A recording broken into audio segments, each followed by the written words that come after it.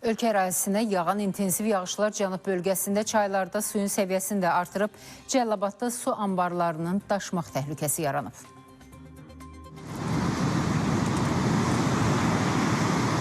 Axşam saatlarında yağan intensiv yağışdan sonra Cəlilabad rayonunun mərkəzindən keçən Mişarçayda suyun həcmi artıb. Çay üzərində yerləşən su anbarlarında daşqın təhlükəsi yaranıb. Səhər saatlarında qardaş mən bura çıxıb baxdım, su dolmaq üzrə idi. Biraz belə qalmışdı ki dola. Sonra bazara gedib qaydanda gördüm ki təhlükə yaranıb. Evləri su basa bilərdi. Tabi neçə dəfə də neçə illər bundan qabağa asfalta qədər su basıb. Çıxmışdı, mədrəsədən çıxmışdı, bəli. Basırdı bura, küçələrə basırdı, evlərə basırdı.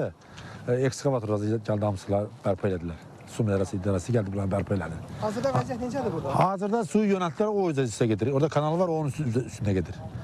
Su anbarının yaşayış evlərinə yaxın olan hissəsində müvəqqəti bəndlər qurulsa da, bu artan suyun qarşısını tam ala bilməyib. Bu səbəbdən anbarın qarşı tərəfində xüsusi su ötürücü kanalların qazılmasına başlanılıb. Beləliklə yığılmış suyun müəyyən hissəsi qarşı tərəfə ötürüləcək. Hal-hazırda dağlardan gələn suyun həcmi 2 dəfə aşağı düşüb. Yəni qorxma ehtimalı azdır, su basma ehtimalı azalıb.